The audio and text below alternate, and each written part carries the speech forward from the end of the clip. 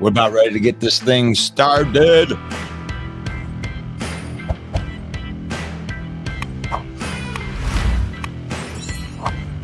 The Packers and the Lions. Joint practices. Second practice with the New York Giants. The Green Bay Packers practicing the Cincinnati Bengals. We're going to talk about it.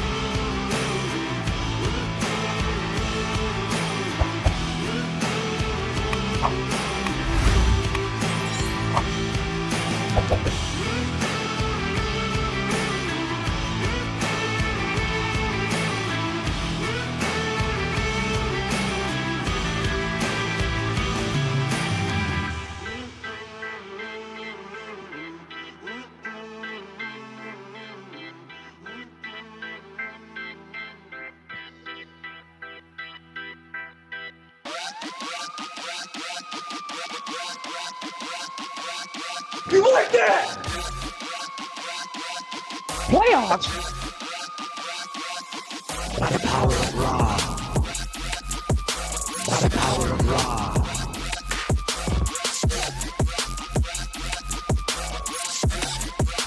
Stop playing with us. Stop playing with us.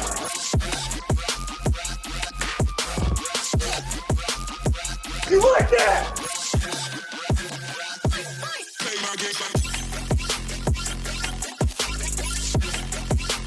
There it is. That's what I wait for before I start this show. Look at that catch. Yeah. What's going on, ladies and gentlemen? Welcome one, welcome all to the NFC North Talk with your host. That's me, Russell Wayne. Thank you. I'm humbled that it is August the 10th.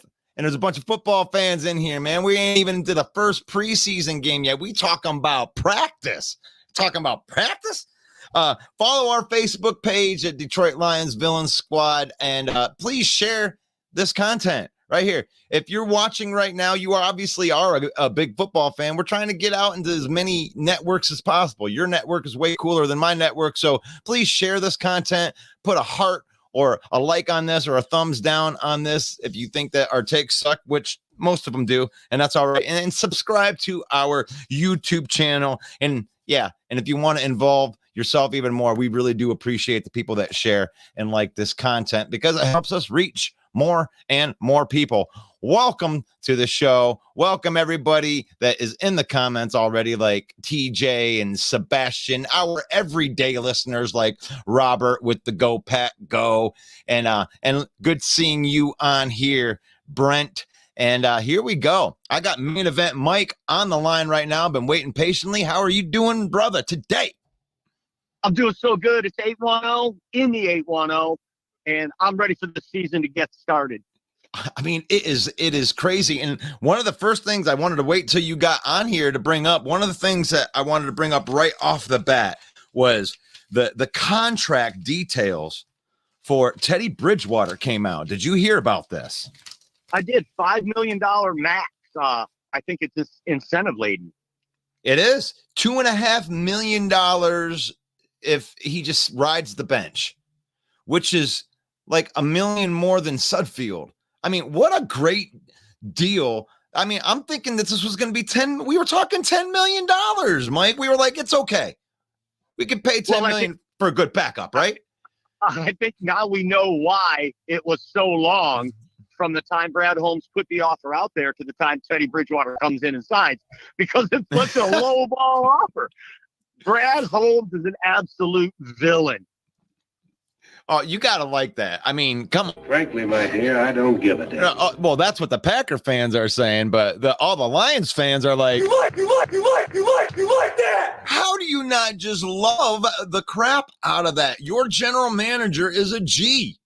A straight G. Brad Holmes coming in there. I mean, can you imagine the look on his face right here? Let me paint this picture for you, Mike. It's like Teddy Bridgewater comes in there. Is like, look, I'm looking to get $12 million a year.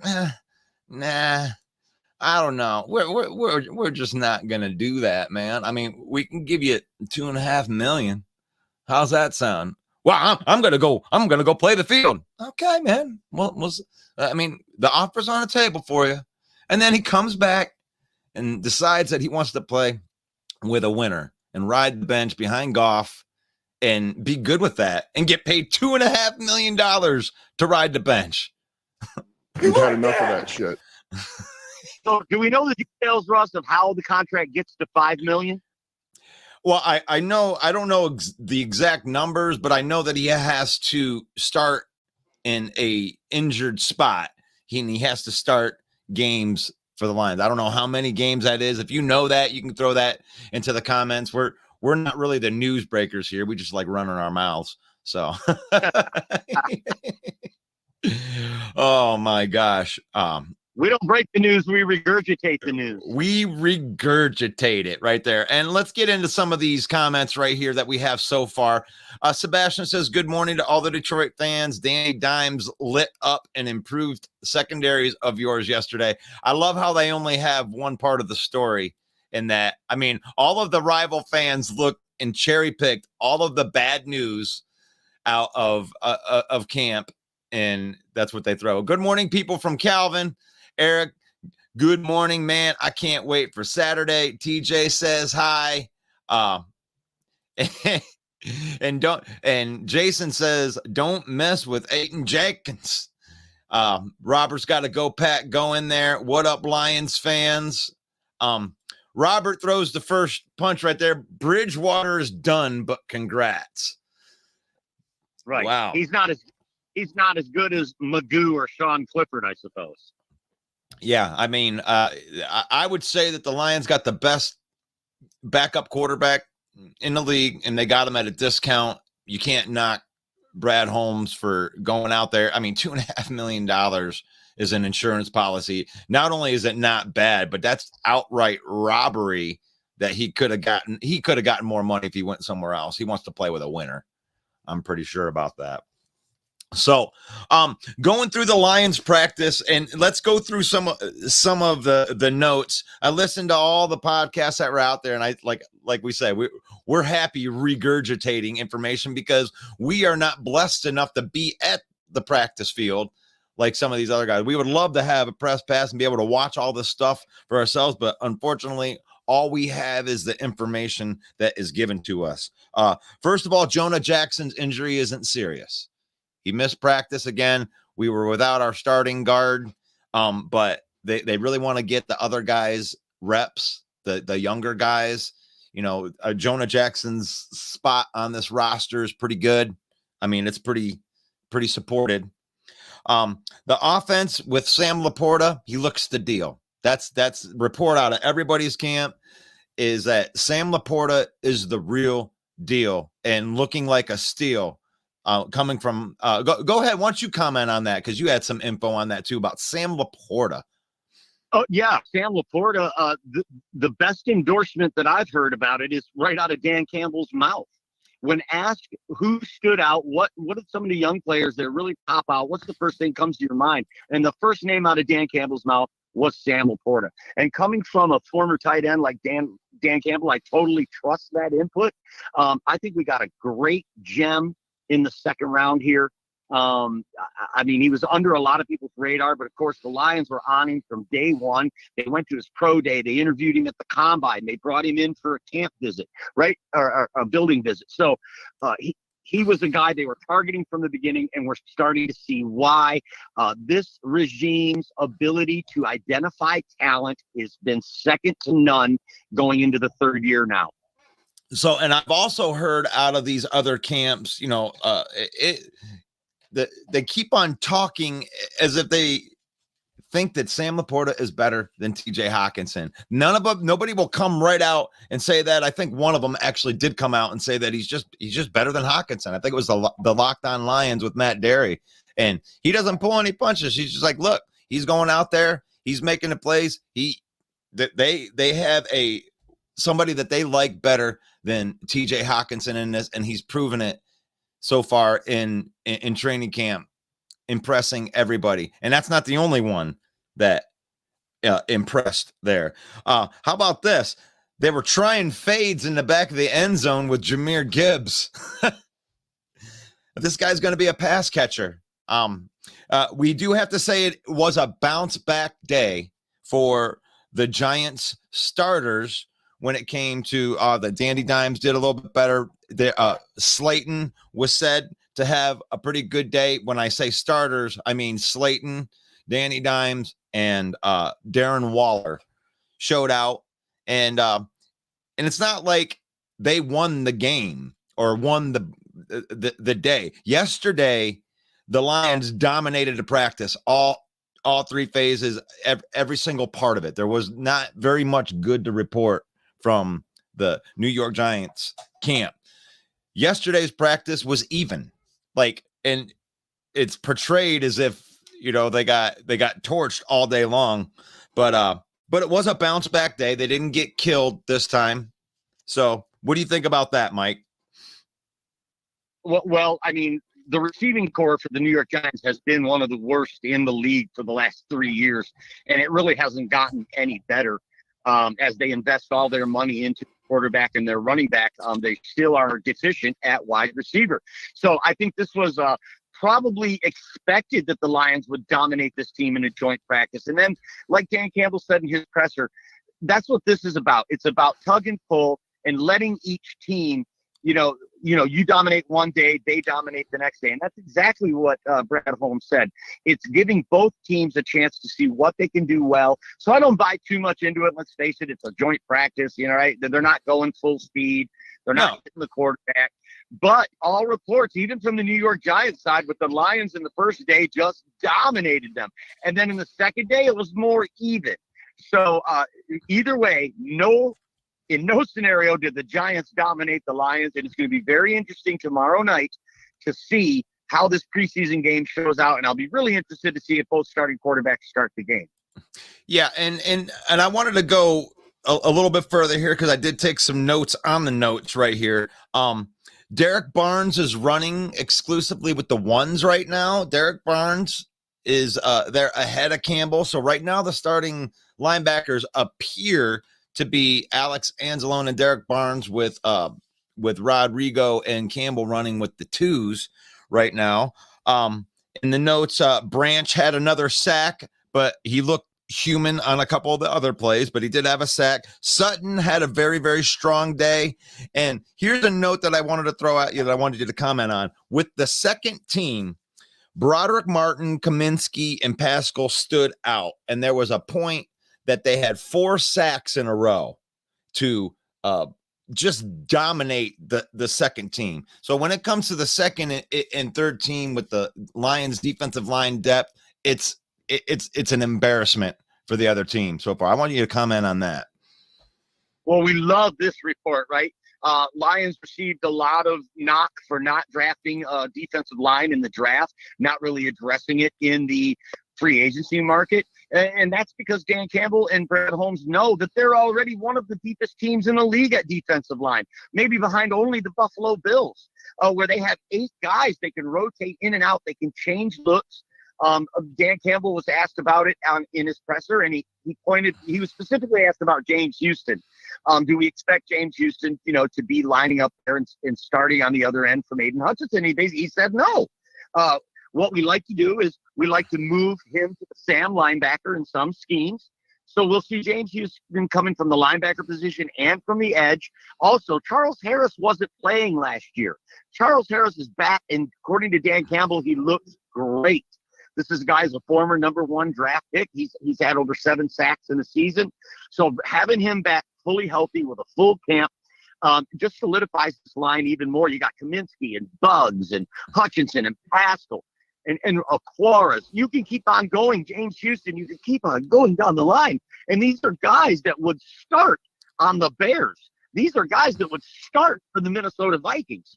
And they're going to be depth pieces for us. So to see those guys dominating the second team of a team like the Giants, who are not deep on the offensive line, really no surprise, and it's very encouraging to see these linemen showing out the way Dan Campbell and Brad Holmes knew they would. Yeah, and I love that. I mean, it's great when it gets into the end of the season. You're really going to see this materialize when it gets to the end of the season, when everybody's dealing with the injuries, and we're going to deal with the injuries too. But when you have depth, you're going to be able to, last longer in those fights right here. So I'm going to get into some of these comments before we get into my notes on the Bengals and the Packers practice right here. So Robert says the Lions ain't winning the North. They don't know how to win. Eric Thomas says, I told y'all about Laporta. That's them Hawkeyes. Yeah. And he says, he says Hawk is solid, but Laporta is getting better. Jason said that Claypool was injured in practice. Let's say, and then there was another one here that said Sam Darnold is a better backup than Teddy Bridgewater. I mean, okay. That's fair. That's debatable. Fair. I mean, yeah, that's good. Case Keenum is a damn good backup as well. He's out there in the league. Carson Wentz has yet to be signed with a team, but I expect him to be a backup. Gardner Minshew may start, but essentially he's a backup. There are a lot of good backup quarterbacks in there, and to say Sam Darnold is better than Bridgewater, I'll give you that. Is he miles better than Bridgewater? Hell no. Well, I'm not even going to say that he's better than Bridgewater. I can say that that's your opinion, and it's valid. Like I'm not going to sit up here on a perch and say that Bridgewater is way better. It's not that. Oh, like Jeremy B. Sam Darnold has never been to a playoff game. Sam Darnold, so bad can't stay healthy with a team. Sam Darnold, you must be joking. So I mean, you like that? You like that?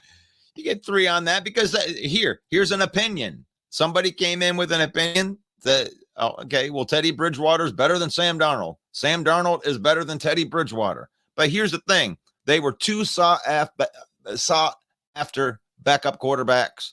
And now Teddy Bridgewater will be off of the market. TJ says, love that catch by Marvin Jones. Yeah, I had to throw that one up yesterday. As soon as I saw the replay of that, I was like, man, Marvin Jones looking like Marvelous Marvin again. Jeremy B says, we're talking about practice. Yeah, that's what we're talking about. We don't have anything else to talk about, Jeremy. We're talking about practice until tomorrow night, where we get to actually talk about a preseason game that doesn't mean anything. All right. I think we should go live Saturday morning. Russ, I'm just throwing this out there on the live show. Sorry. Maybe something I should have took offline with you. But maybe we should go live Saturday morning. Just to break down this line, because we're so excited for the season, right? I've never been this excited for a preseason game in my life, and I don't even care if the starters don't play. I'm excited to see the backups, man. I am excited to see who might make this team, guys like Starling Thomas V. Right. I want to see this guy actually play in a Lions uniform with pads against NFL competition. So it's going to be so, I mean, tonight, the Minnesota Vikings get beat by the Seahawks. So I actually have something to talk about tomorrow, because we're not going to talk about the Vikings all that much today, even though we have some Viking fans that are out there, because you got nothing really to talk about. Jordan Addison had a good practice. He looks like he's really fast and running routes. He's an outlet. So that's about the end. They're just practicing with each other. There's not as much excitement as these joint practices that we're talking about. Spoiler alert. He's not as fast as he was in that Lamborghini. You like that? Oh, good. That's so good. Jason says that Giants player ripped that ball out with ease and took off in the other direction. Yeah, during the 4-hour practice, the Giants did make a couple of defensive plays. It was they did. It must mean that the Lions are just not as good as advertised, because obviously they didn't make any plays at all ever in the whole practice. They got their ass kicked the day before, so it's not surprising to me that they came and showed out a little bit in the second one. And actually it's a good thing for Gable. You know, Gable is a pretty good coach. He won coach of the year for good reason last year. And everybody in here that's underselling the fact that the Giants are here, especially if you're a Viking fan. I mean, come on. They kicked your ass in the playoffs. Playoffs? Oh, we talking about practice again. John says it's funny, the same thing. I said the same thing in my last video. Cheap plug, LOL, calm down, words dominated practice. Yeah, dominated. I mean, we're not going to get too high or too low. Yesterday we came in here and that was the word on the street. The Lions dominated practice. Okay. Well, it's practice. It's practice. And we're not going to get too high on that. But we're also, you going FaceTime video on me, Mike? That was an accident. Disregard. Okay. I'm going to decline that FaceTime video because you could just come on here. Oh, let's see. Tomorrow we'll show you which team has better depth in a Friday match after the Friday's matchup. Actually, I don't agree with that, Jeremy. I think that these joint practices was some of the best work that they're going to get out there. And Dan Campbell even said as much. He's like, you're going to get more out of these joint practices than, dressing up in in the post-prom. You get to see some of the guys. Minneapolis says that Montgomery was eating buttery popcorn after the practice. Montgomery had a couple of fumbles in the practice yesterday. So yeah, pointing that out, that is worthy to note. They knocked the ball out of his hand. The New York Giants played much better defense on the second day, but Jahmyr Gibbs still looks uncoverable out of the backfield by a linebacker. There isn't a linebacker in the north for sure that can cover him. And don't give me that Tremaine Edmonds thing because it isn't even close. You're going to need to put a cornerback on him to have a chance. Has nothing to do with linebacker talent. It has to do with the fact that they just can't run with him. You're going to have a fast guy on it. Let's see. Allen Iverson says we talk about practice. Yeah. Yep. I'm talking about practice. Let's see what else we got in here before I switch it up. If you think that TJ Edwards is going to be the answer in Chicago for Jahmyr Gibbs, just go back and watch the Philadelphia New Orleans game and watch Alvin Kamara torch him repeatedly in that game. That's what you're going to see from Jahmyr Gibbs, an Alvin Kamara style of game. Brent also says that St. Brown fumbled also with a question mark. I don't know if he fumbled. He might have fumbled in the practice, but you got to understand these practices. When it's coming down, they like one of the practices, they did like a 7-on-7 drill from the 30-yard line where it's just all situational stuff. And then there's goal line practices. It's not like they were playing in game. They're just doing situational type of stuff. And you're doing a lot of individual reps too. You're going one-on-one with a lot of these guys, a lot of those that happen. So this isn't like you're not keeping tabs on this type of stuff. Because if we get into the Bengals and the Packers here, and we can move it to the Bengals and the Packers, you're talking about the defenses that dominated the both sides. Like, yeah, you gotta love both sides. You gotta love both fan bases when it comes to these joint practices and preseason games. Whatever the report is, if the report comes out that your team did well, oh, our team showed out. If it comes out that your team didn't do well, oh, it's just practice. Right. So what's happening? What I like to look at, and you guys can look at it whatever way that you want, but if you're looking at these practices, look at your individual guys and how they did against other. You're looking at your rookies. You want to see, because they're looking at these guys trying to figure out if they're going to make it, first team, second team, third team. We don't know where these guys are going to end up on the depth chart. So they're matching them up with first teams and second teams and trying to figure out which guys can stand out. So if you think that the practices are going to just like reflect what's going to happen on Sundays and stuff, that's just not true. I mean, we're looking for individual type of stuff. and for the most part. So when it comes to the Bengals and the Packers, from what I'm reading here is, and the notes that I took were that the defenses dominated the practice. Like both defenses dominated the practice. Jordan Love was touted to have like this great chemistry with Romeo Doubs. He threw a pass to him. He had 2 touchdown passes, one to Doubs that was over the rookie from Michigan. And the other one that they brought up was at the family day practice where he torched Jair Alexander. But other than that, like there's not a lot of good reports from the offense from the Green Bay Packers. They looks like they got dominated. Hendrickson had multiple sacks. They can't touch the quarterback. I know that it is, but these are when they give up on the play, they're calling it a sack. But multiple sacks. Jenkins started a fight with Pratt, and the fight didn't get broke up, and they kicked Jenkins out because he wasn't having a very good practice. Cincinnati didn't play their starters on the offensive line. Dobbs looks good. Watson had a touchdown, but there was no Joe Burrow in the joint practice. There was no T. Higgins in the practice. So the Green Bay's defense dominated Trevor Siemian and Jake Browning. That's what I have there so far. What do you want to comment on that yet? No, it's Packer stuff. So, I mean, if you go over and look at some of the other broadcasts, the Homer Packer guys, they dominated the Bengals. If you look at some of the stuff. So again, like we say, if your team, the report is that you did well, or if the team is that you did poorly, the narrative changes. So, and it's no different for us as Lions fans, but right. Romeo Doubs having a rapport with Jordan Love should be expected. Jordan Love's been running the second team for 3 years. So he's had a chance to build that rapport with Romeo Doubs, who was not a starter last year. So that's to be expected, and it's good for them. I'm glad to hear it. I am going to take Romeo Doubs as a late flyer in my fantasy team. As far as it goes, I think that's the only relevancy that it has. Right.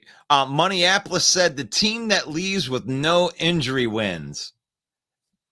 You like that? That you have to get a 5 on that one, because right there he hit the nail right on the head. If you can get out without injuries, that's really, I mean, if you don't have the injuries, then you don't need the depth, right? So, and you're definitely preying on no injuries money, because you can't afford any injuries on that team. And what a fine line NFL coaches have to play there. You're talking about guys worth $20 million. Yes, you want to go out there and see them get some work, but that's a huge investment, and you are risking it every time you put them on a practice field, especially against some undrafted free agents on another team who are trying to make a name for themselves. So got to be tough for a coach to decide how much to play one of your stars and when to play it. So, yeah, for sure. Now, finishing the rest of the notes, I took notes on who gave up touchdowns. So, Romeo Doubs did catch a touchdown pass from Jordan Love in the practice. So did Watson, and the defense for the Green Bay Packers gave up touchdowns to Boyd, Mixon, and Irv Smith Jr. And Chase had a good game. In the one-on-one drills, Lucas Van Ness looks like the real deal. Okay, he was winning the entire time. Now, it was against the guard, or what is it? Only defensive end to own the one-on-ones. I didn't write down the name of who he was owning right there. What's that? Was it Jonah Williams? No, Jonah Williams actually was the next part of my note. Owned Preston Smith the entire practice. Preston Smith was a no-show during the practice and got owned in one-on-one versus Jonah Williams. I don't know what that means to you, Packer fan, but that means he doesn't have a prayer against Penei Sewell. Right. Let's see. Let's look at some of these comments in here. Minneapolis, dude.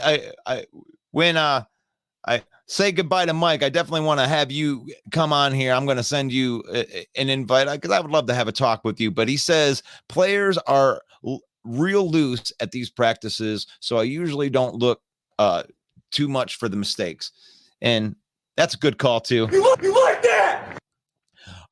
Kneecap.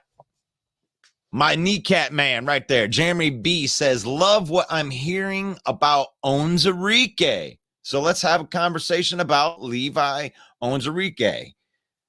Isn't that something that as we went up and down the defensive line depth of this team, we didn't even mention Levi? He's been an afterthought because he's been hurt so much, but he's cleared to play by the doctors, and reports out of camp is that he's looking like the reason that they drafted him in the second round. There's just another depth piece of this defensive line. I think this Detroit Lions defense is going to take people by surprise. I think they're going to finish in the top half of the league, possibly even top 10. Yeah, I love that. I mean, he's a second round pick, man. And you and I have been on here calling him a bust, for the availability thing. And up till now, he's been called the bust. He gets a chance to not be a bust. We thought that it was a foregone conclusion that availability is the best ability. And if he isn't available, we have to call him a bust. We've been on this show talking about that.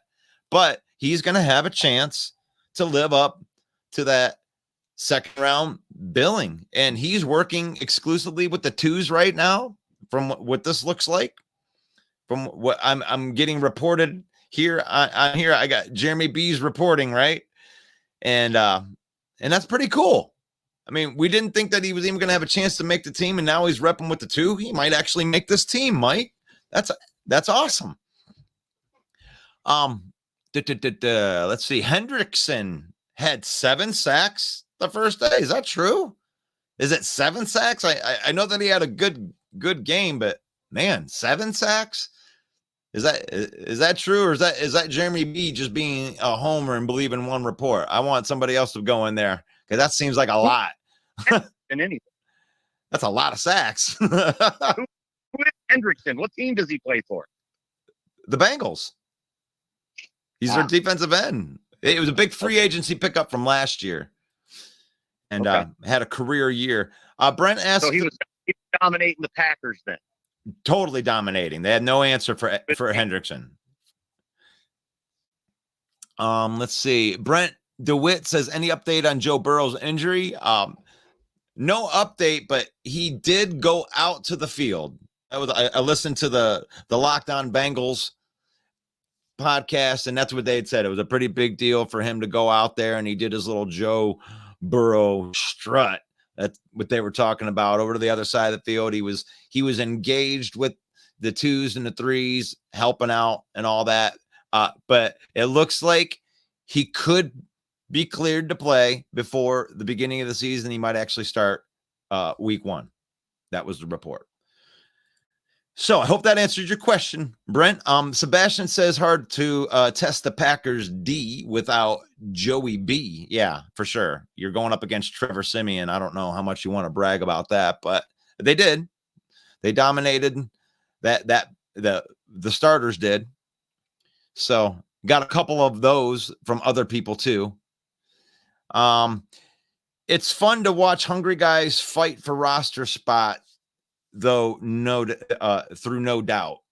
Yep, that's what Jamez says. Let me see if I can get in here. I'm sure Levi would be an injury. I was sure that Levi was going to be an injury settlement, and I'm glad he's proven me wrong. Adds great depth. Well, he hasn't made the team yet, but the signs are looking good. Jeremy B says the twos have been Bugs and Onwuzurike. That's really crazy to think that he did. Jeremy, I'm going to ask you this. Did Broderick Martin already jump Bugs and he's with the ones now? Is that really? Did he jump Bugs already? All right. I wanted to answer that question. If you could throw that into the comments for me. Detroit Fan Man says Covington was brought in to be Levi Insurance. Do we know who's repping first between them? Still hesitant with Levi. I think that Covington is with the threes right now. So I think Levi is ahead of him right now, which is a good thing. Another defensive line player that we didn't mention their name. I mean, that just keeps getting bigger and bigger, this list of rotational guys that we can bring in and have fresh legs in the fourth quarter to get a pass rush. I mean, the Lions didn't have much of a pass rush last year. I really think this is huge. I'm sorry. It sure is. Brent says Martin, he's asking a question. Martin with the ones, and then Jeremy comes back. Broderick Martin has been with more snaps besides Aleem. And I think that's the plan all along, man. That's what Brad Holmes' plan was. I mean, we want our guys. You want the guys that you drafted to be the ones that are standing next to each other. And if Broderick is already repping up there, at the very least, he's going to be the rotational. Even if he isn't the starter, that means that they're going to use him more than they thought they were going to use him. Dan Campbell has already said that Broderick is way ahead of where they thought he was going to be at this point. They thought he was going to be more of a project, and he's picking this stuff up faster than I thought. So that's a good thing. You like that? Good for the coaching staff on that. I would really like to hear some reports, maybe from Bears fans or Vikings fans, if there's anything coming out of those camps, any bright spots that us other teams in the North might need to look at. Right, and we definitely will be covering a lot of the Bears stuff because right now, though, I'm so glad when we actually have a preseason game to go back to instead of just this practice stuff. That today we kind of just more focusing on the Lions and the Green Bay Packers, for one, because we're Lions homers and we love the Lions, and two, the Packers actually had a joint practice. When you're going up against a different team, it's a little bit better than, knowing that Jordan Addison torched your awful secondary, The Bears and the Vikings didn't have any joint practices? I haven't seen anything for joint practice. I just see reports here for them going into the preseason games or anything. So if they do have joint practices, maybe it's next week. I don't know how they're going to do that. Well, no, they wouldn't do it. They wouldn't do it once the preseason starts, and the Vikings start preseason tonight. So if they didn't have them already, they're not going to. Well, the thing is the joint practices are you're going to wherever you're playing the team. Like next week, the Lions are going to have joint practices with the Jacksonville Jaguars. They'll practice with them all week, and then we're going to play the game. Oh, okay. That's right. I'm sorry. I was mistaken on that. So, so that's the way that works. And I think it's a great thing because you get so used to going up against this, your own guys, Hutchinson's even though Sewell is the greatest guy to go up against because they sharpen each other, you start to learn each other. You can't expect, you don't want to get locked into, thinking that Aiden Hutchinson's going to be like any of these other pass rushers. You have to learn each person. So it's good to get to go up against other guys that, obviously they're fighting for jobs too. It's a great way to have iron sharpen iron. Let's see. We got in here. Anybody got any questions in here? Aleem and Martin right there. Brent says Aleem and Martin are serious beef together. Oh gosh, it's when you start talking about guys as beef, that's the Woodward sports guy calls Jack Campbell a meat missile. I don't know. I'm refrain from using that one if that's okay. Detroit Fan Man says, "All right, you've all convinced me. Time to buy a Martin jersey." Careful with that. Yeah. Lions are going to waive Logan Stenberg today. That's not a surprise. That's not a surprise, especially with how Colby Sorsdahl is playing. He's another guy that's been repping with a lot of the higher squads, even with the ones, not because of any other reason than like Jonah Jackson had a hurt finger. So I think that they're allowing Colby to take more of these interior snaps to get him going. You know what I'm saying? let's see, Lehman Martin right here. Yeah, that's all of the comments that I have in there so far. The Stenberg experiment is finally over. That's pretty boring. Everyone else goes, hey, who?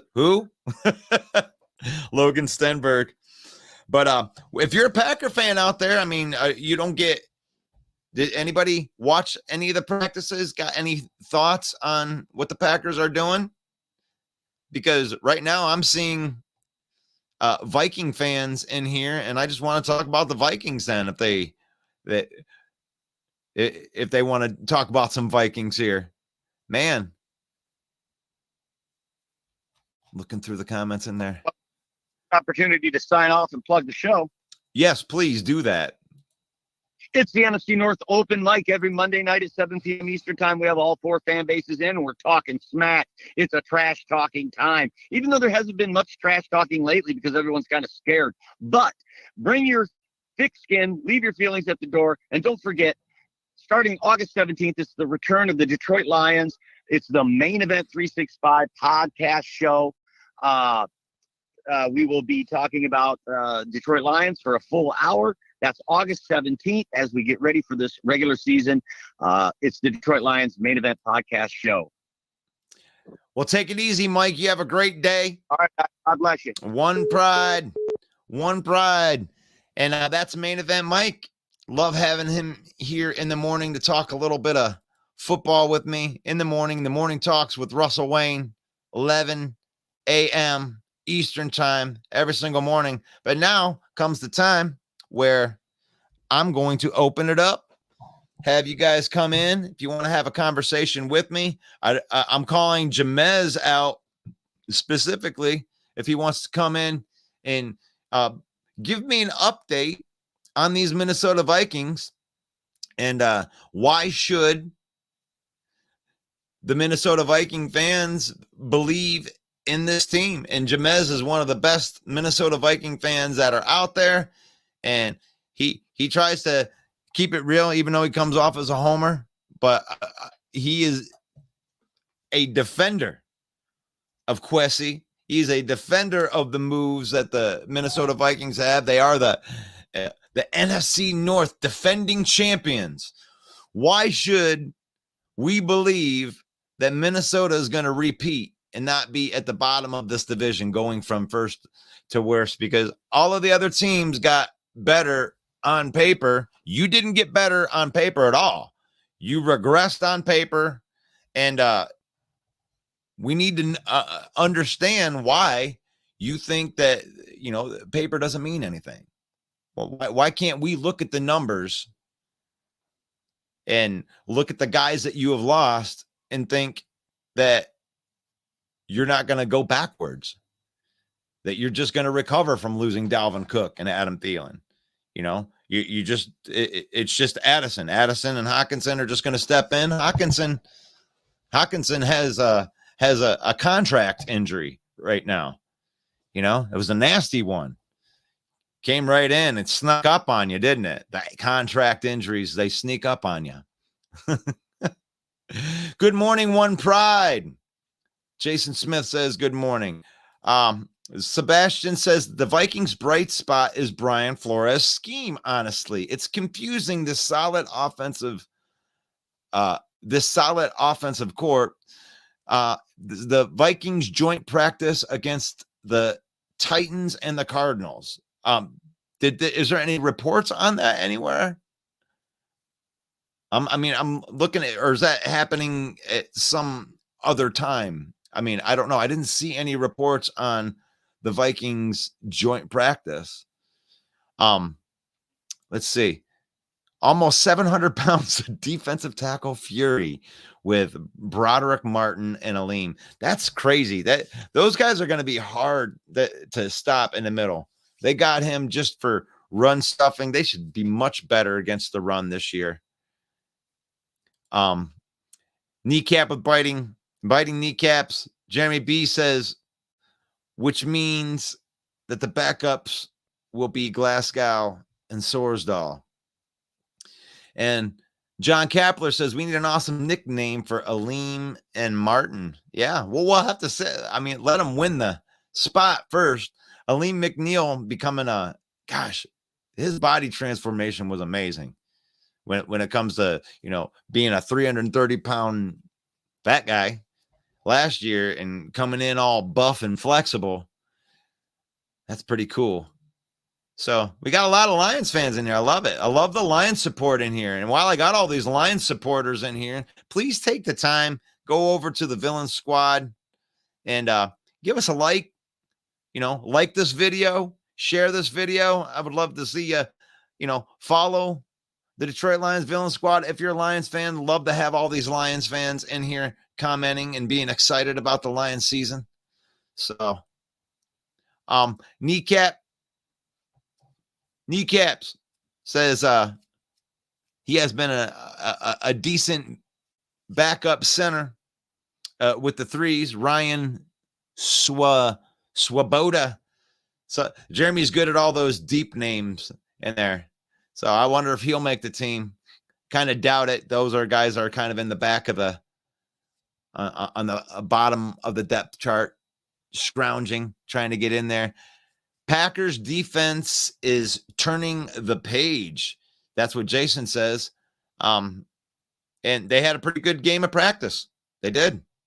They looked good against a couple of the backup quarterbacks. But the thing is, you got to play the team that's out there, right? You got to play the people that are out there. Not sure if the GMF or another channel, but some guy was picking the Vikings to repeat as NFC North champions. Ha ha ha ha. You like that? You like that? You like that? Hey, they won the North. I mean, what can we say about that? They are the champs until they're not.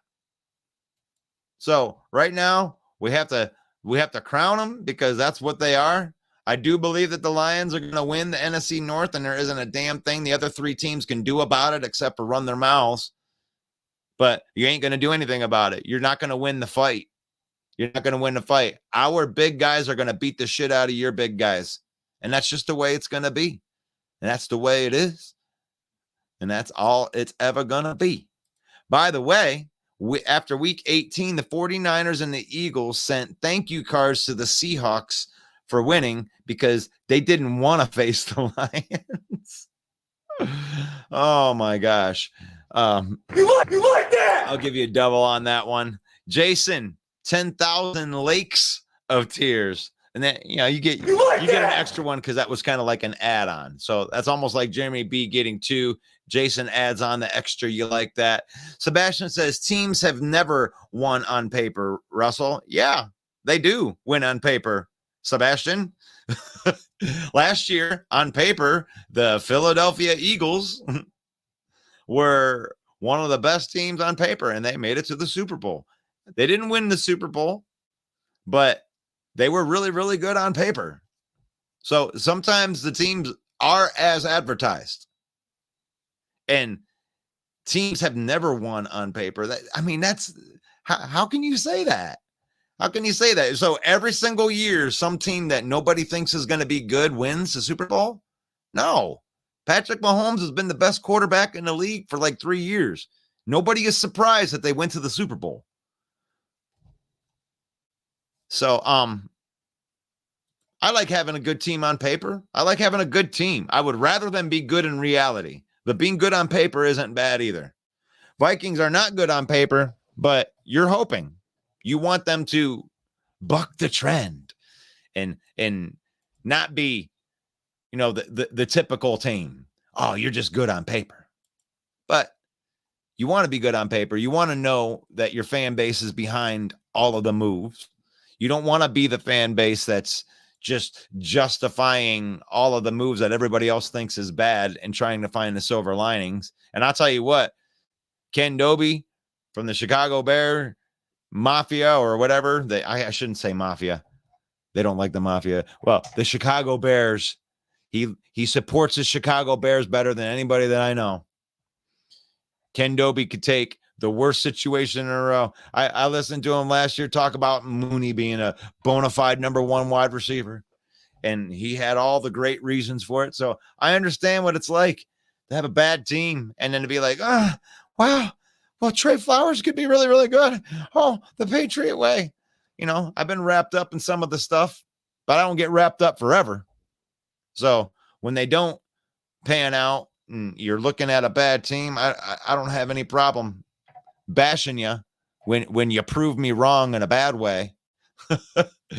Kneecap says Justin Jackson was placed on the retired reserved list today, and the Lions will sign running back Benny Snell. That's awful. That's awful. I really like Justin Jackson. Justin Jackson is one of those blue chipper guys. Justin Jackson is one of those guys that shows up and you thought that he was one of the starting running backs on your team because he's playing so well. And you're like, oh, wait a minute. I guess that wasn't DeAndre Swift. That was Justin Jackson. Yeah, it was Justin Jackson. Looking really, really good last year. That's a shame. That's a shame, Jeremy. That's a shame. I don't even know. Stop playing with us. I hope that that's not true, but Jeremy's usually pretty good about that stuff. Purple Insiders, Judd Zedafali reported it. Yes, Purple Insiders reported it. He's also on Purple's Daily. And now they reported it. Do you want to come on and tell me what they said? I don't know if you can come on. Like I said, if there's a Viking fan out there, I'll put the link back in there.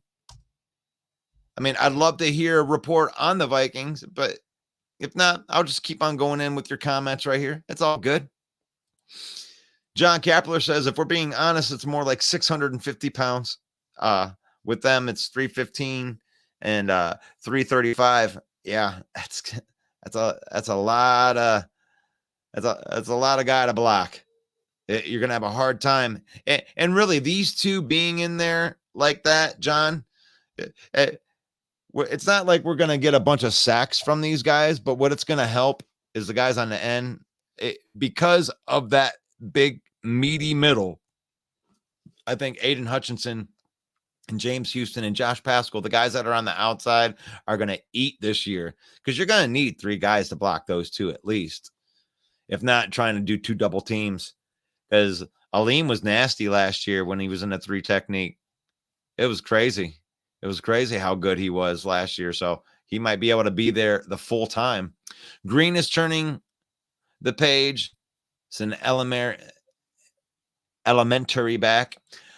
Sebastian says the Cowboys and the Bills win the Super Bowl on paper every year. Yeah, I'm not gonna You like that? I'm not gonna disagree with you that the Cowboys, I don't know what it is. Somebody in the national media always jumps on that bandwagon, tries to convince the world that Dak Prescott is a good quarterback when all he has had was badass offensive lines and running games and has had like one good year.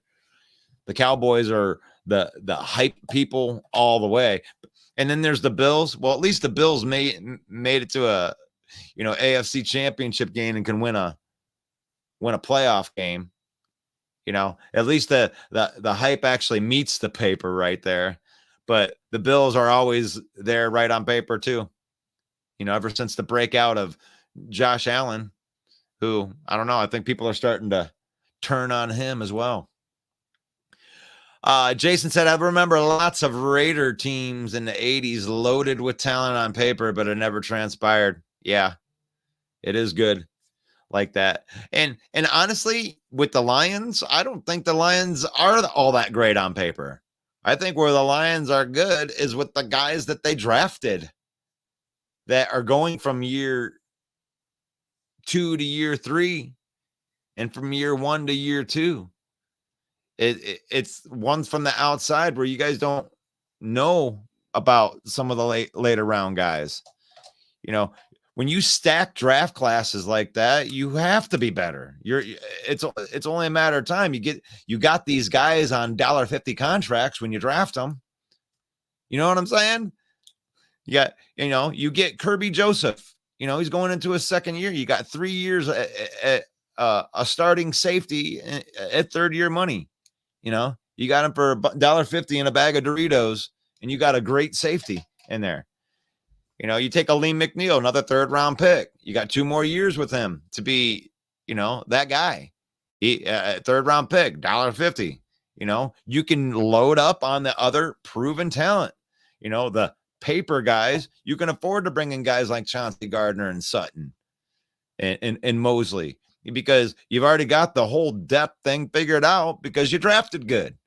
So the hope, I mean, I don't think the Lions really look all that good on paper. You know, I mean, you look at, we're depending on 1st-round draft picks, right? We need Jack Campbell and we need Jahmyr Gibbs. We need Sam Laporta.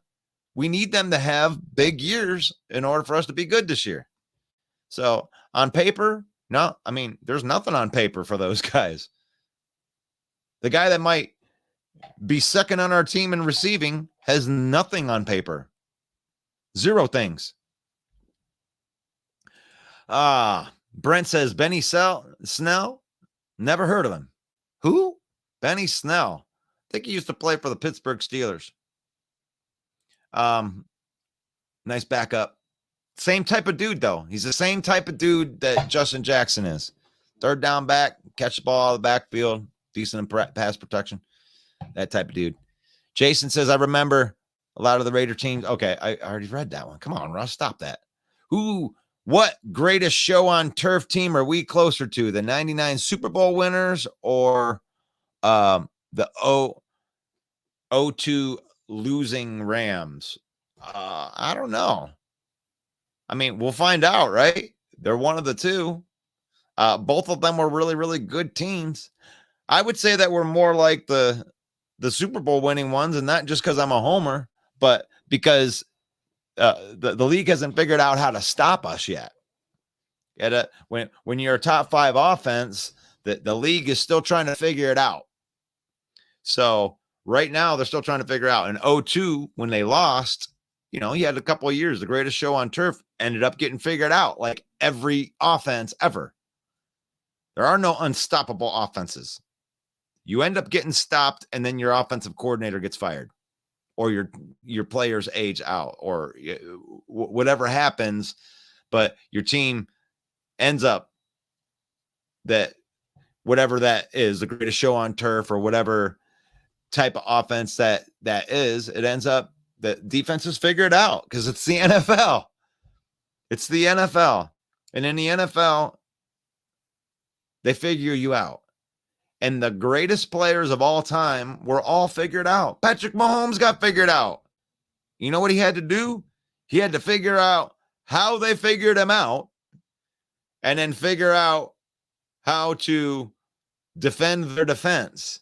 And then there ends up being this dodge and parry thing. But here's the thing, is if you can reinvent yourself 2 times, that's when you become the guy that can impose the will. They try to stop me like this, I'm going to do this. They try to stop me like that, I'm going to do that. Not every the other players, average players, never figure that out. They never figure out how to defend the defense. They never figure out how to go into halftime and go, oh, okay, this is how they're defending me. This is how we're going to kick their ass. Like Aaron Rodgers does, you know, like Patrick Mahomes does. There he is. Oh gosh, I miss you. Hey, what's up, my guy? Right there. Gosh, I've been waiting to play that drop for you because I've been waiting to talk to Jamez, man. How you doing, brother? What's going on? I'm doing good, man. Yeah, I haven't been seeing the link, but I see it in it today. I just noticed like sometimes it comes on, but sometimes maybe it doesn't go attached to the comments or something.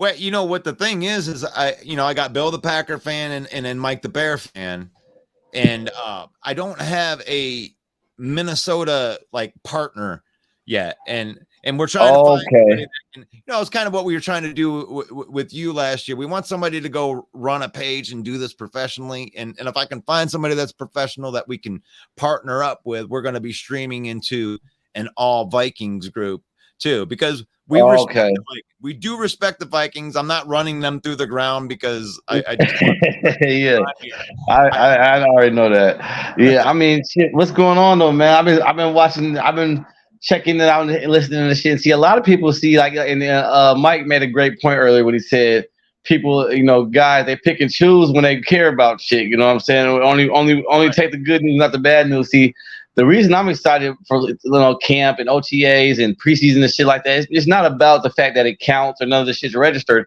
It's about the fact you get to look at your rookies. First of all, you should get to look at least most of your rookies. You'll be able to see what kind of depth you have in. These roster spots are tight, man, nowadays, man. These guys are fighting hard for these guys. So you probably get to see some motherfuckers land some wood, and it probably turned out to be actually pretty good games, man. Yeah, and especially like when it comes with a team like yours where I razz on you because you have a lot of unproven dudes. You got rid of a lot of the known commodities like Kendricks and Peterson, but that household name. Yeah, the household names, but that does not mean that guys like Booth and Evans and the guys that are coming up can't come into that Brian Flores scheme and maybe do something like that, because you don't need them to be that much better than the worst.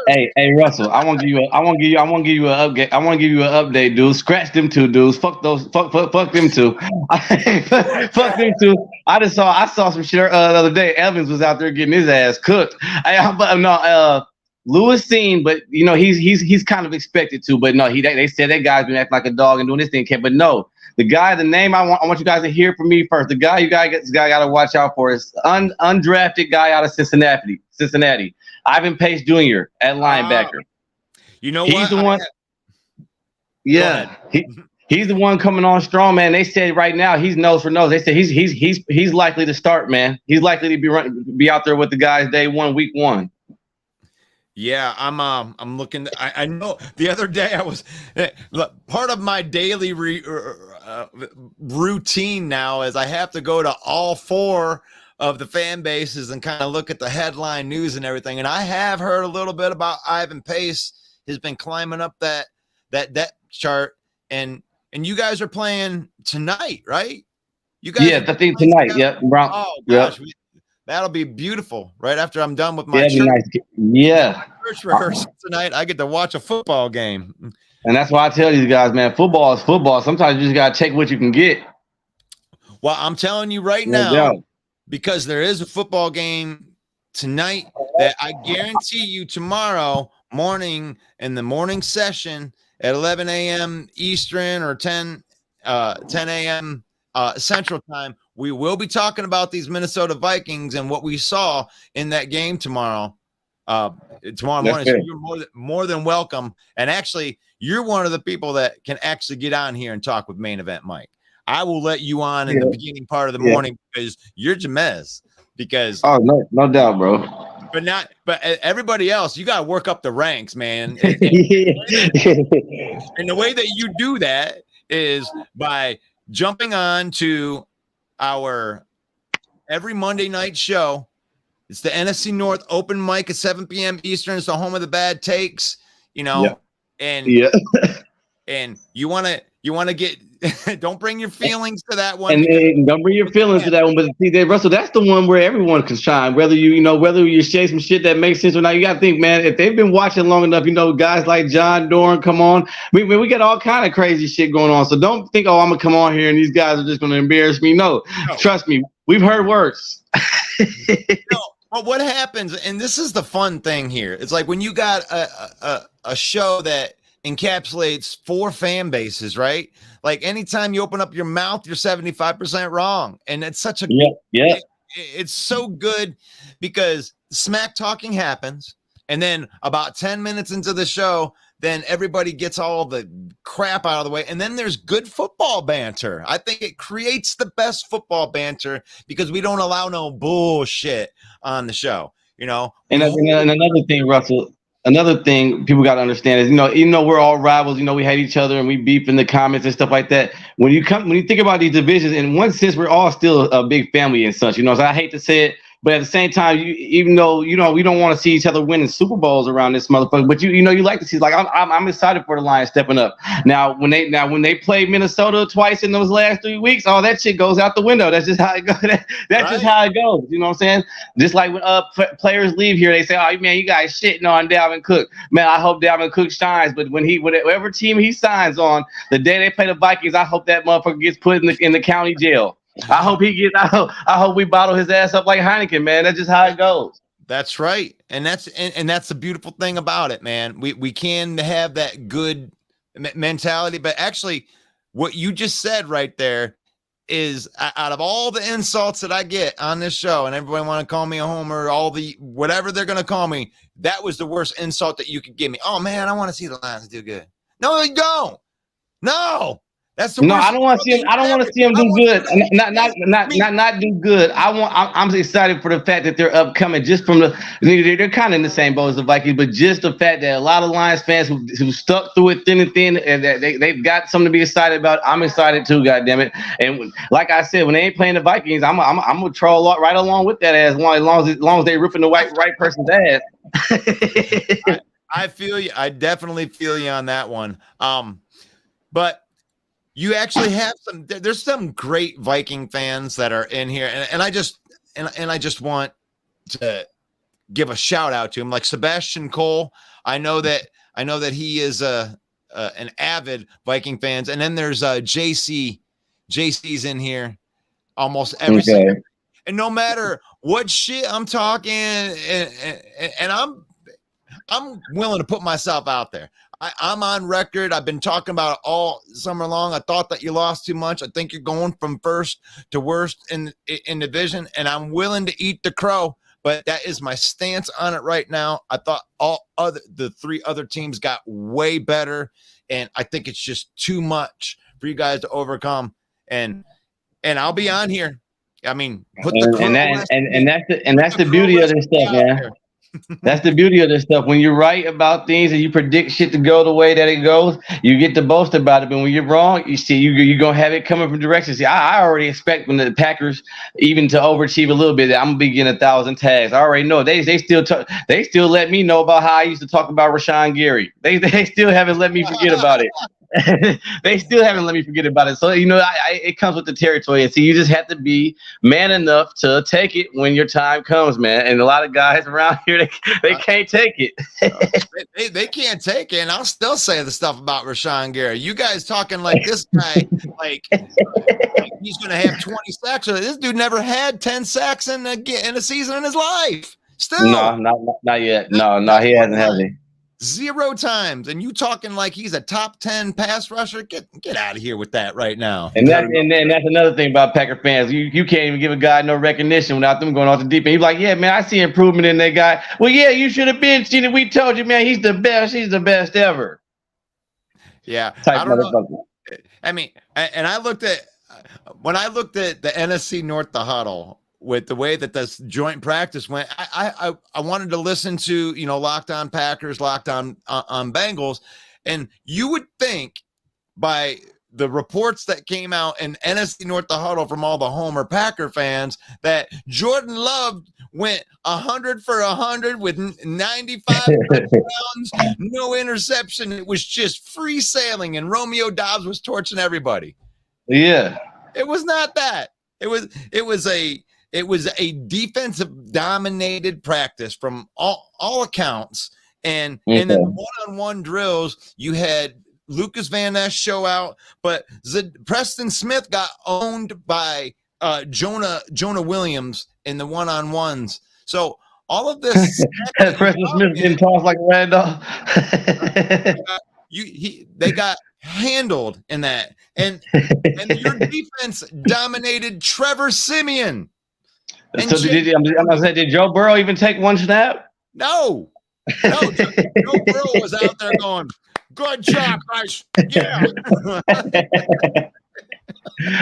Oh man, I'm telling you, man, the Packer fans, they tell me it's gonna be wrong, but I'm telling you that, and that's why I say, Russell, there's no way in hell. I don't with the Bears and the Packers in this division. There's no way in hell the Vikings have a chance of finishing in the basement, man. That's why I'm telling you, no way in hell.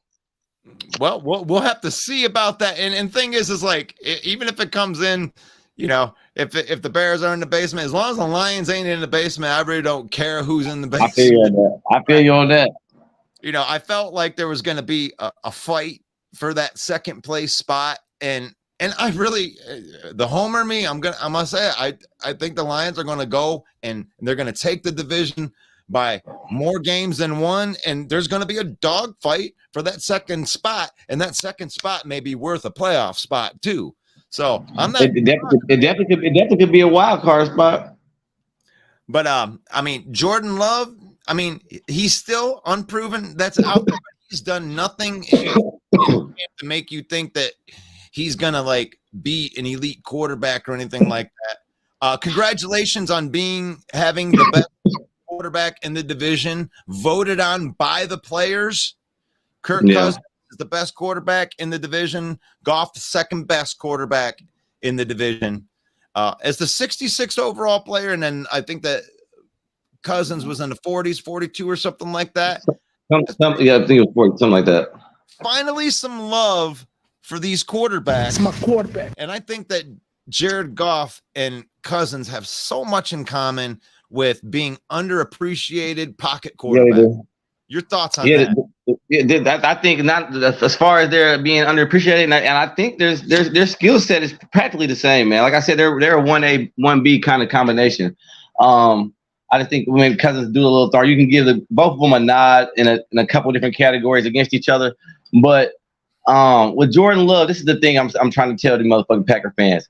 Even if he's just not trash, let's say he's not a bust. Aaron Rodgers had 26 touchdowns and 12 interceptions last year, and they were 8-9. If you could even asking Jordan Love to do that his first year, that's asking a lot, man. That is asking a lot with what he has presented. And 26 touchdowns, I think that's pretty goddamn high for him in his first year. Yeah, I mean, for them to expect that, and here, one of the things that I caution Green Bay Packer fan is, and this is just the way that I feel about it, you think that all you need Jordan Love to do is be average, and then you're going to pick up where you left off. That is not true. If he is average, that is not going to be at the level of where Aaron Rodgers was playing. Aaron Rodgers played at his level last year, and they won 8 games. He needs to be better than average. If you're only average Jordan Love, your team's going to win 5 or 6 games. That is what it is. That's the facts about the situation. You need to be good. You need to be better than good. You need to have a good year with your team if you expect to win a lot of games. They almost need him to be better than Rodgers was last year. They really do. And I understand it wasn't all his fault. You know what I'm saying? They had a lot of drops, a lot of score games that could have went their way. But I'm telling you, bro, it's gonna be rough. And then you can make a good pass here and there. You can look good here and there. But when you got like I said, man, when you got an opposing pass rush coming for your ass and guys that don't practice with you, that don't necessarily like you, that get paid to take you out, bro, it's a different ball game, man. To ask him to make those consistent kind of throws that Rodgers makes, man, that's just not easy to do. Because if it was, it'd be more quarterbacks in the league that could do it. Right on. So we got A-Dub. A-Dub got into the comments right here. How you doing, A-Dub? Okay. What's up? Derek. What's up, Derek? What's going on? So do you got a comment on the Green Bay Packers joint practice? Let's just say I've seen worse, but then the whole thing about that fight between Elton Jenkins and the other players, I'm all for it. I mean, if Jenkins if anybody has to throw down, that's just only a sign as far as you're not going to go away very easily. I mean, at some point you're going to eventually have conflict with other teams, especially when it comes to taking a stand for yourself somewhere. So what did you think about the comments from DJ Reader saying that Jenkins was soft and the reason that he started the fight was because he didn't want to practice in the heat? Is that why he said it started? Well, that's what they just interviewed the guy. This is what I got from the Locked On Bengals is where I got this info from, and I listened to it, and DJ Reader had some choice words. I mean, you can look at it. I mean, people talk shit all the time. It is what it is. Yeah. But it didn't. I don't know. I think that it shows a sign of loss of composure. It's okay to fight. Sometimes they get scrappy. They'll smack each other around a little bit, and then they break it up, and it's done. But a fight that lasts so long that they have to break it up. They turn the cameras off. They have to and kick a guy off of the practice field. That sounds kind of intense. That's Quay Walker. I mean, you guys had that last year. Intense situations. I mean, in all seriousness, in intense situations, when you're challenged, you want guys that can hold their composure and not lose their cool in situations when it's tense like that. That doesn't give you any type of concern at all? To an extent, it will. I mean, but we know Jenkins to not be this hot-headed to where he's going to lose all composure like that on a constant basis. So, yeah, sure, he may have lost it that day, but it's not that big of a concern. Like, Jenkins has been around longer than Quay to where he knows how to keep his composure and be better than this. If we see it again, then there will be concerns, but this ain't something I wouldn't put too much into just this one moment. Right. So this isn't something that happens all the time with Jenkins. So this is kind of a little bit out of character for him. Yeah, it would be. Okay. So what do you think about that? If you're Green Bay Packer fan, listening to this and you hear news like this, how does that make you feel? Are you worried about that? Or are you feeling any certain way, or is this just business as usual? Let's get back to it. Throw it in the rear view.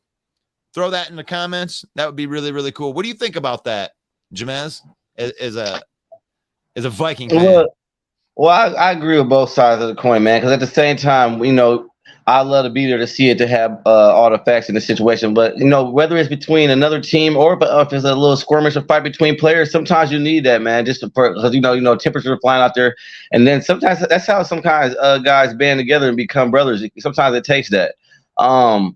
And now, if it's a situation like I hear where, he was protecting the quarterback out there or some shit like that, and it will make me feel differently about the situation, because I know that happens, especially as an offensive lineman, man. You get into situations like that with motherfucking linemen and linebackers where they've gone too far, or whatever the case may be. But now, if it's about some heat or something like that, he didn't just want to be out there. Now, that would make me question some other things, but that's just one side of the story. But at the same time, you definitely want guys that keep their composure too. You definitely want a guy that's not going to be out there causing you flags or causing himself to do something that's going to get him suspended and have him away from the team at the same time. Right. I wanted to hit this comment right here from Sebastian. It says, yeah, the Lions are guilty of the same thing and accuse the Vikings of doing, relying on young, no-name talents. Now, and you know what? I'm going to give you two on that, but I want to get inside of that a little bit. There's a little bit of a difference between your unnamed talent and our unnamed talent. Our unnamed talent isn't really unnamed talent. I mean, we're counting on young talent like Aleem McNeil, who has 2 years experience in the league. Penei Sewell, who has 2 years experience in the league. Now, these are guys that are ascending, that aren't as good as they're going to be, but they're already proven. They've already proven that they can play in this league, where the Vikings are depending on guys that have never played, that have never played on their team before, that have no idea what the system is. So there's a difference between young players and then having guys that you're relying on that have no names. Yeah, there's a difference in that. So but it's not a bad. I like the take. I do like that take. I'm trying to get in here. Hey, leave my guys alone. Chad Ryu says that I think the Lions taking the division, get it by the playoffs, and the Vikings be a wild card. Just my thoughts. Chad's a good friend of mine, and I'm hoping to see him tomorrow night at my gig in Flint, Michigan, 6 till 9 o'clock at Jester's, Richfield corner of Richfield Center Road, Michigan. I'm playing some guitar. Going to do you some Pink Floyd. Going to do you some Bob. Maybe even some Linkin Park. But I hope to see you there tomorrow, Chad. Calvin says, crazy with the Vikings being 2 of our last 3 games this year. Yeah, that is kind of cool. What do you think about that? Man. That is crazy, man. I was surprised when I seen how they spaced it out like that. Usually, I figure, they have maybe one mid-season, then one at the end. For them having both those games, that's why I say, man, this is a close race. That could be real interesting down the stretch, depending on how things go. Yeah, I guess I am praying that you guys are going to be in the bottom of the division, because I really don't want both of those games to mean something. That would be cool if it didn't. Like from a point we got in an argument with Sarah yesterday. I was on here, and she's definitely a Viking fan, and she said that you guys are going to have it all wrapped up by week 16, and that's hey, man, why you're going to see Teddy Bridgewater. I love the optimism. I love it. Oh, okay. Adam says that my thing is Cousins don't have the line or the defense to stop the Lions, but I think they have second place team. Maybe that's what Adam says. Okay. Even if you want to question the defense, I'll give them that. I'll give them defense all day right now. But don't have the O line. I think that's real. That's debatable right there. Shit, we got some motherfuckers on this O line now. We got a couple guys that are question mark. Like now Ingram, who was a rookie last year. I'm gonna give him the benefit of the doubt. I want to see how he progresses. But pretty much everywhere else, man, it's not chicken liver, man. Every other spot's pretty much holding it down, man. You're gonna have to really come for a nice day. Come with it. Even though I like Hutchinson, I like what's the other guy, Houston, and some of the other guys that are on that line, man. But my offensive line might have something to say about that. Yeah, they might. I think where Adam's coming from ours, we're deep on that offensive line, and that's the things out of our practices that we're noticing is that that's probably what he's saying. Yeah, where you're talking about, Charles Harris, Romeo Okwara, Josh Pascal, like guys that you're not even talking about are guys that you have to deal with. Like, and the rotation, you got your same offensive lineman out there that's been blocking for 3 quarters. We're going to bring in somebody fresh that can rush the passer. And I think by the end of the season, teams wear down, man. And if you're not, the deep teams kill you.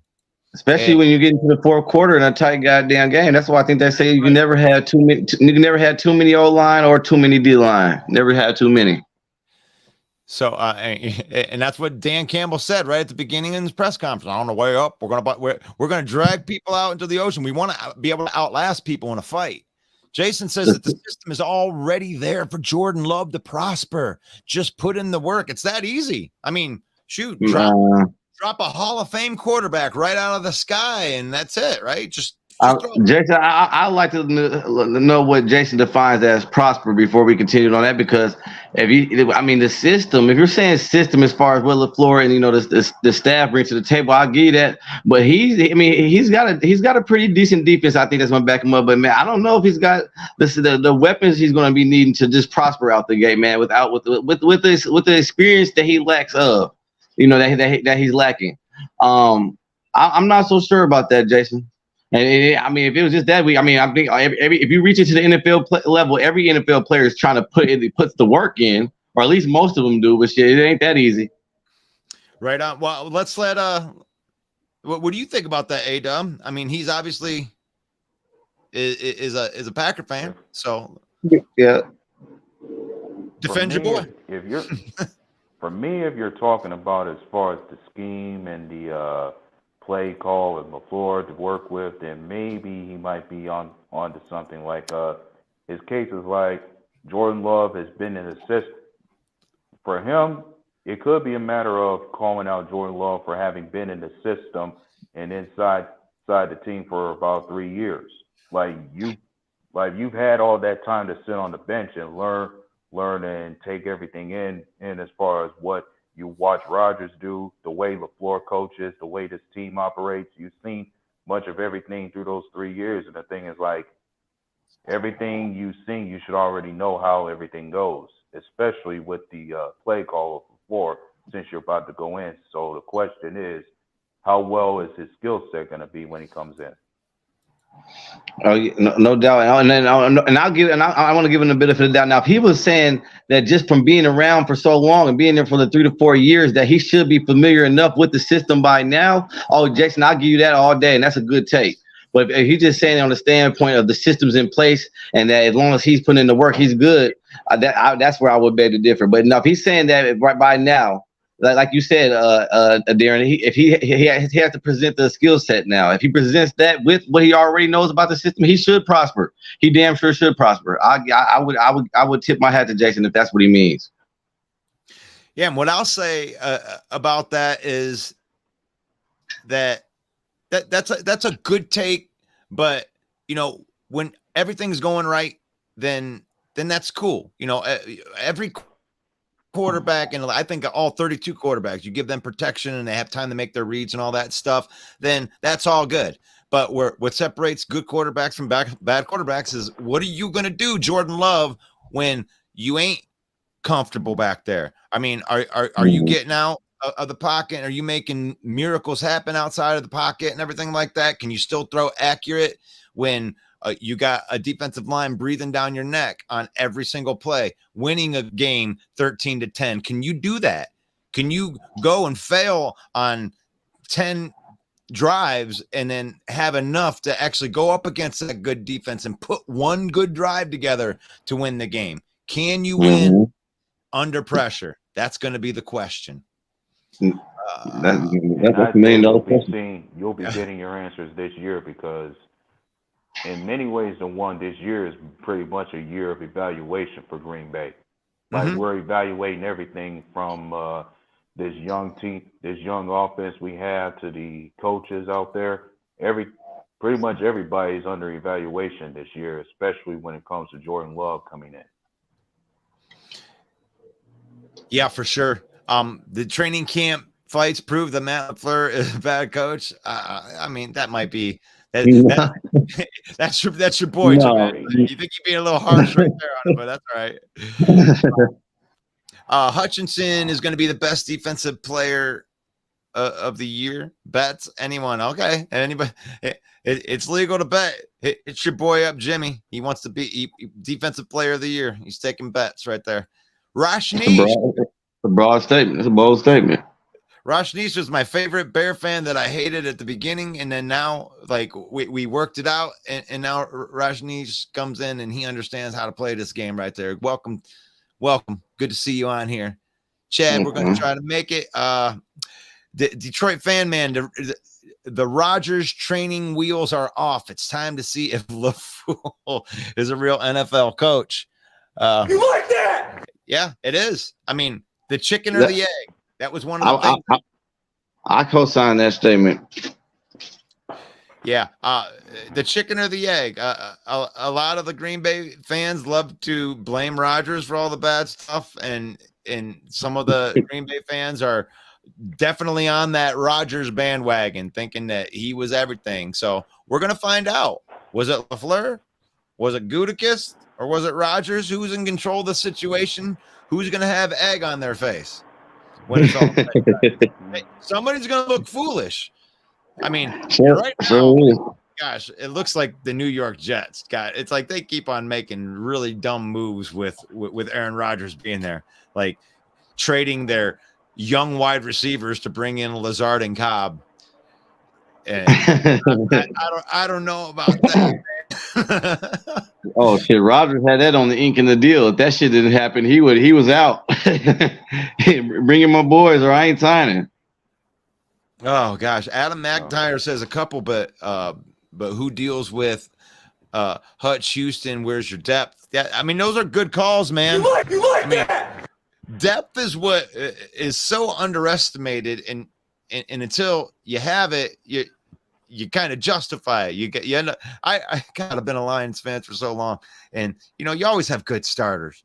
Every damn team in the NFL has good starters. It's you get one injury, what happens? It's like then you got to put an unproven guy in. You want your guys that are behind them to come in and not miss a beat. And we got to finally see that in Detroit last year. Had so many damn injuries. Jimmy says that Green Bay will be last in our division. Love doesn't have the weapons. Calvin says Jordan Love